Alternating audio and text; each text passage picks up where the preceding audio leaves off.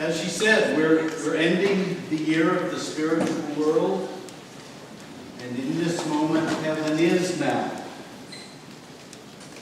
And heaven is now because we live spirit in service. And this is leading us into the coming year, the year of providence.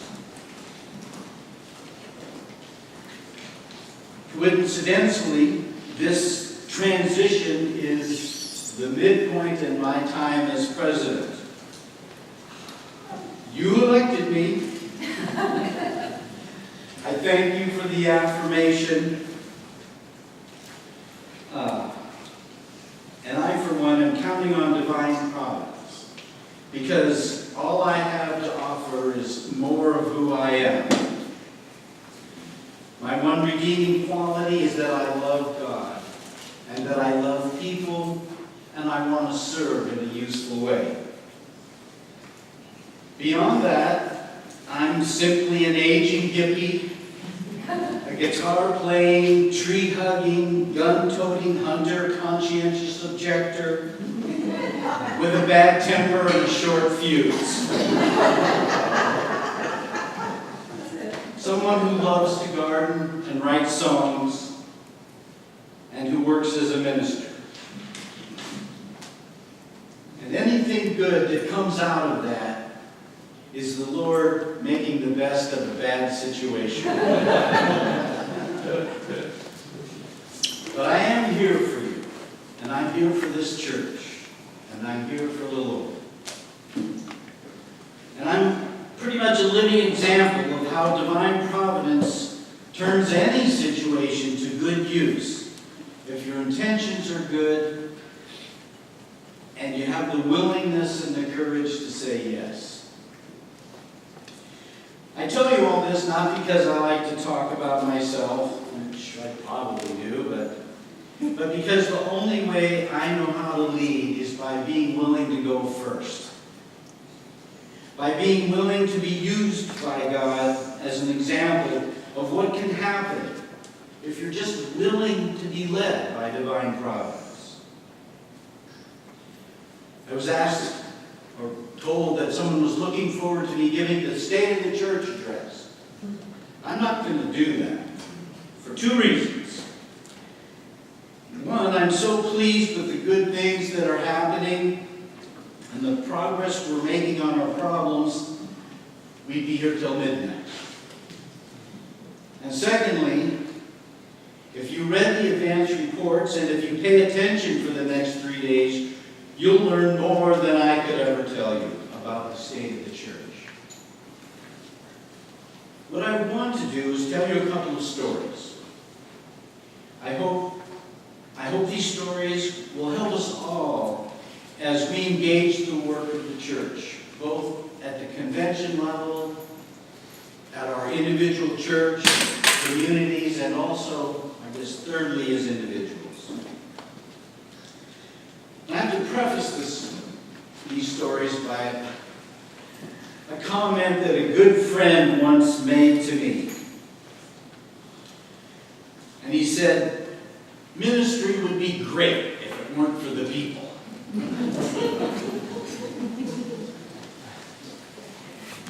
And it's not just, I think the same thing could be said about church. But I want to share with you what gives me hope. And what, in a way, in a sense, the way we have to look at ourselves.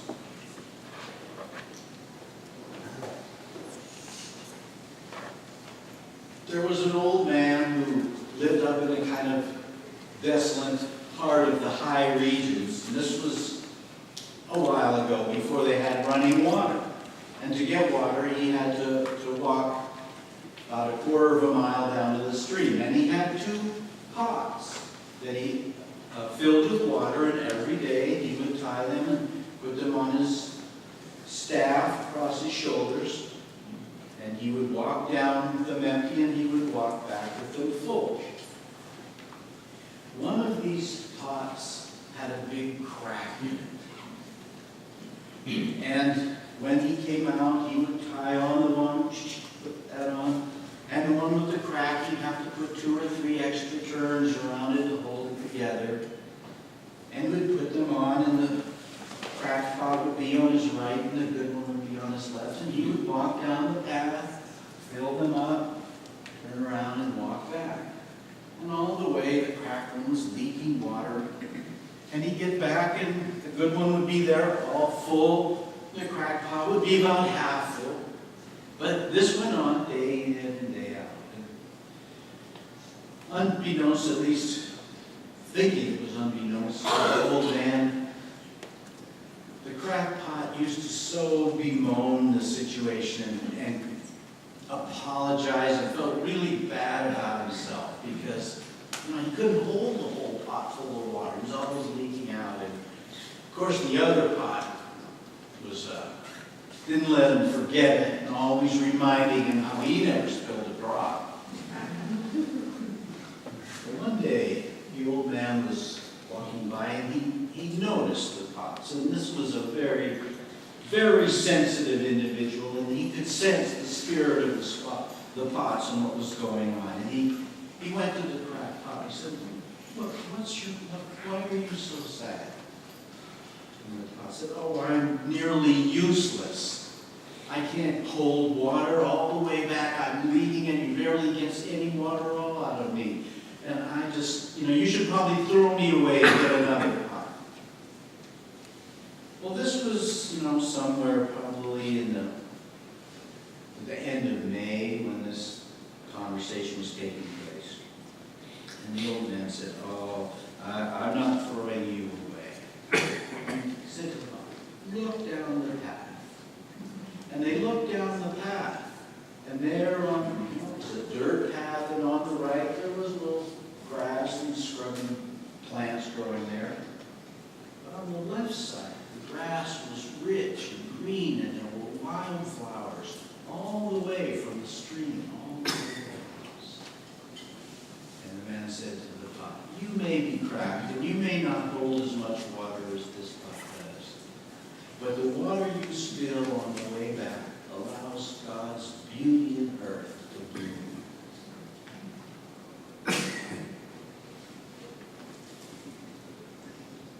Even our imperfections have their uses. And here's another story. This is my own experience, and this really happened. I heat with wood primarily in my house, and chopping wood is one of my favorite tasks in all of the world. Someday I'll talk to you about Swedenborg's memorable relation about the man chopping wood on the outside of heaven. But as soon as he gets this stack of wood chopped, he'll go in. Of course, it never goes down.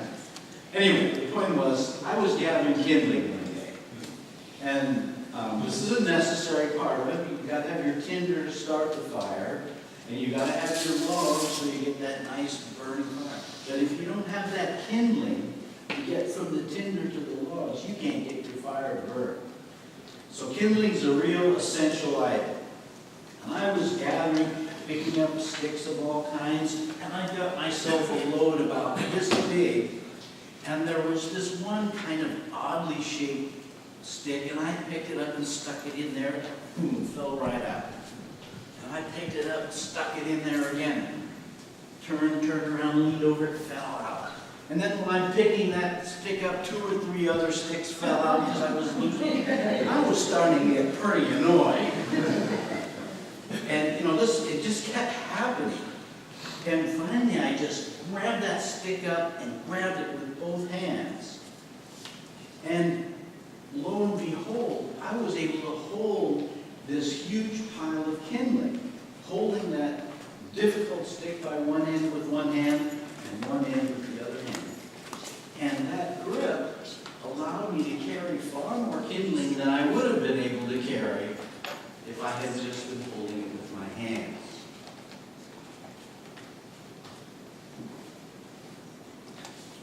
The source of many of our problems can actually be the solution if we look at them in a different way and help them find their use.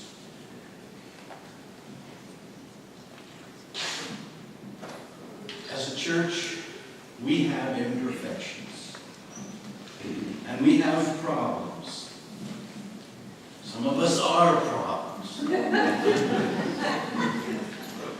But we have God, who is willing and able to use our imperfections to good use in ways that we cannot see,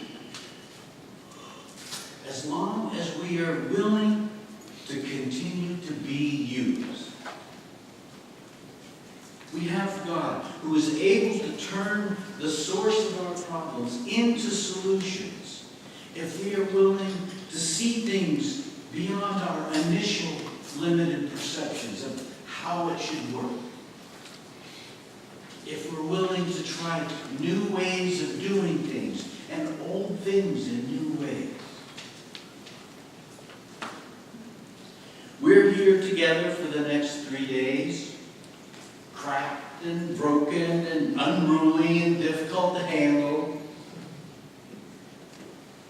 All of these things as we may be, if we are willing to work together, to be open, to be courageously creative, and if we keep loving one another and try to understand one another, then we create the opportunity for God to do wonderful things. God will make even our little church a wonderful blessing in a world that is in such need of blessing. So let's be here together. Hold these stories in your mind and in your heart as we're trying to work with one another, with our limitations, our problems, our difficulties.